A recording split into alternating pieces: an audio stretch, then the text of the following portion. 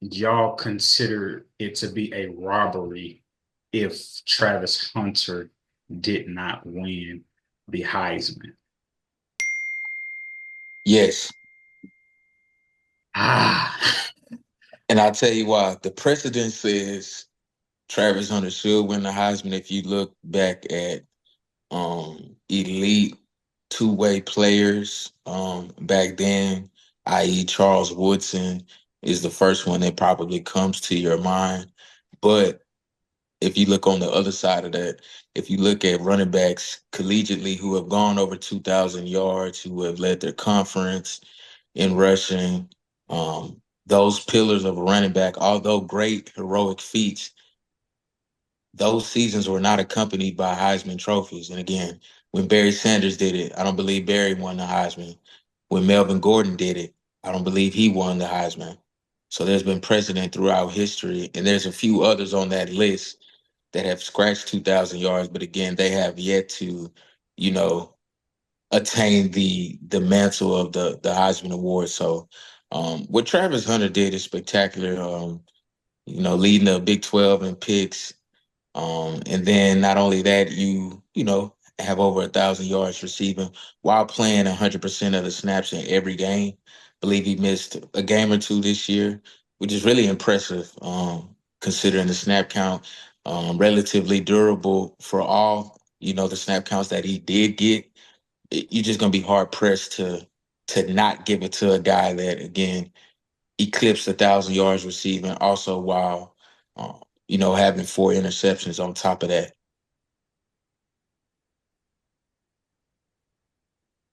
Black Peace.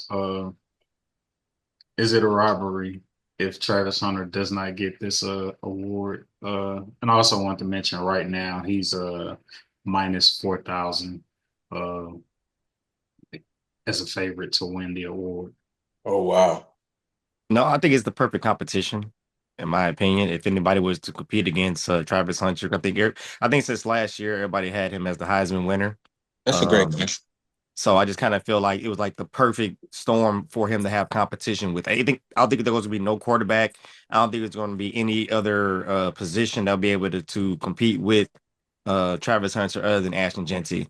I root for Ashton Jeanty. I would love to see him win it, but due to the productivity that Travis Hunter's been able to produce on both sides, and just basically be able to not be exposed at any point throughout his college history. He deserves it, man. Like Sean Hart said, 1,000 yards receiving and four interceptions. I feel like that is very impressive. I do feel like if he would have had maybe one more game where like his last game that he had, I feel like it would be hands down, no question. Then I feel like it'd be more of a robbery if Ashton Jeanty were to win it. But due to the fact of, he kind of just had that one overly explosive game on the defensive side compared to equivalent with the offensive side, it just was like, yeah, I believe he got three touchdowns on the offense and an interception all in the same game. And it was just like it was the Travis show. And I felt like in most games when you see Travis, you see one side.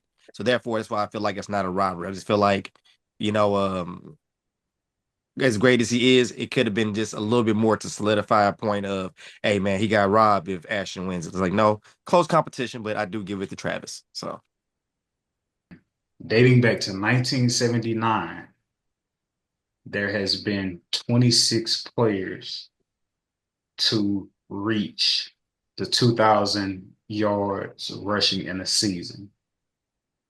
Since 1979, 26 players, and of those 26 players, only five have won the Heisman. Barry Sanders, Marcus Allen, Mike Rozier, Ricky Williams, and Rashawn Solomon. with that being said, those names, I So think Barry did win it. Barry, and my correction on Barry, Barry was one of the few exceptions who was able to win it. My apologies to one of the goats. I do think this helps Travis's Heisman um promotion, I guess you would say, just like the aura of it. It definitely helps it that you stopped a any other year, Ashton would have been the Heisman. no other player, quarterback, or running back was going to be able to touch what he did, except for Travis Hunter. So I feel like it definitely, and without Ashton Jeanty, I feel like it wouldn't be as appreciated as much because you'd be like, oh man, he can do this on that side. He had nobody else that really can touch that. No, he had a 2,000 plus rushing running back that he had to go up against and he beat. So like I said, I feel like it was their perfect opponents. So that just kind of helps, in my opinion. Yeah, man. I feel bad because I feel like Ashton Jeanty will be just another name if he doesn't win this Heisman Trophy, right? He won't be mentioned with the greats if he don't get the Heisman. It's just like, oh, another 2000 rusher, the 26th or the 27th. You got to do it. Great, kudos for you. But what I want to say about Ashton Jeanty, if you just force me to like try to make a case for this dude, I think there needs to be something to be said about the fact that he is literally the offense. He is literally the game plan, week in, week out. Uh, there has to be something to be said about the fact that the other team, everybody in the stadium, all the coaches, all the players know the ball is going to you, and you still amass the production that you've been able to amass time in, time out. Also, being the conference champions, I get it if you want to say it's the Midwest Conference, who cares? But winning should matter in this situation, considering how responsible he is for the yardage and the production and the wins when that's really what this game is about and leading his team, being as impactful for his team as he has been. I don't think I think it should be again, and also too, we've had several episodes and talking about this race, and I've talked about how much like the campaign outside of the field matters just as much as your production on the field.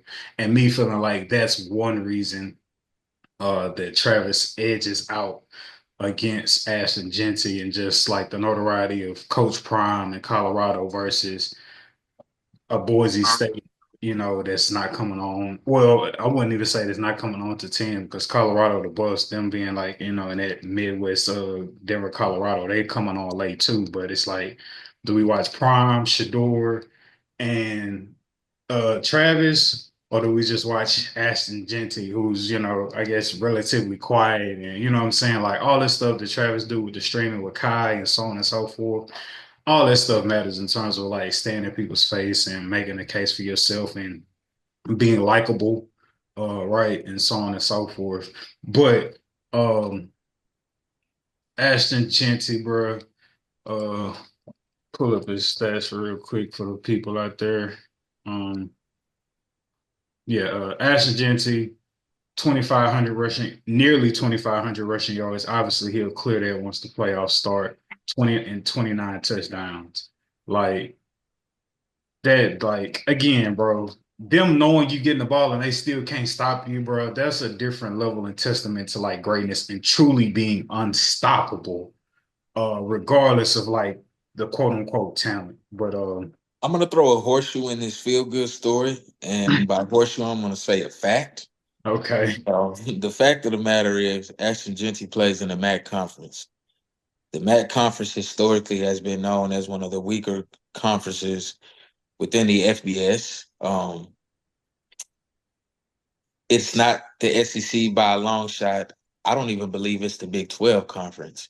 With that being said, the numbers are what the numbers are. And the case I will give you, though, however, is because due to the climate and the landscape of college football currently, i.e., the transfer portal and just the mobility altogether of the athlete now, you have the most talent dispersed across the nation as it's ever been since as far back as I can remember. Um, so that's the only thing I would say to that. The talent, I believe, has increased amongst conferences nationwide. The MAC, the SEC, the ACC alike. You can see talent everywhere again due to the portal and just the NIL and the mobility of the student athlete to in today's day and age. But again, being in the MAC conference, Notoriously, again, that competition is a little lower. So that's the only thing that he really has working against him, because somebody is going to say, hey, if he played for A&M, if he played for Auburn, if he played for Alabama, would he still have 2,500 yards? Right. I understand that point, but I would continue to try to plead his case and to combat the like, yo, you playing a weak conference. Like we need to see it against top tier teams. Playing against the number one team in the country, he goes for 190 yards and 3 touchdowns, and that being against Oregon. And I think that by itself should be valid enough to say, like, what I'm doing against these lesser schools, I'm also doing against the number one team in the country. And with all due respect to Oregon, again, Yeah. again, the CF the CFP rankings have been a hot topic of conversation and discourse, with rebuttals on who should be in the top five and who shouldn't, just based on strength of schedule. And I believe Nick Saban made a great argument this past week in regards to it. We set a dangerous precedent going forward, disregarding the strength of schedule, as if to say, hey, if we're just going to reward winning outright, then we're going to get shit like Boise State, and and again, no disrespect to Boise State. It's just, comparatively speaking to other conferences, tougher conferences, one would say, in reference to the competition committee, everybody ain't made the same. Everybody ain't equal. Yeah, yeah, all wins aren't created equal, I believe he said. Absolutely. Yeah, man. Yeah. Just trying to make a case for Ashton Jeanty, man. Oregon ain't in the SEC, folks, by the way, if y'all just But want that, to help y'all yeah, out. yeah, they not in the SEC, but they are number one. They are number one team. Shout out to Dylan Gabriel. Yeah, 192, 3 touchdowns versus Oregon, lose by three, and then your other ranked team, the other only ranked team that he played against, 209 rushing yards for 1 touchdown. So I understand the argument, but I think Ashton Genty's production is legit versus any team in the country. But yeah, um, going over to talking about the college football playoffs.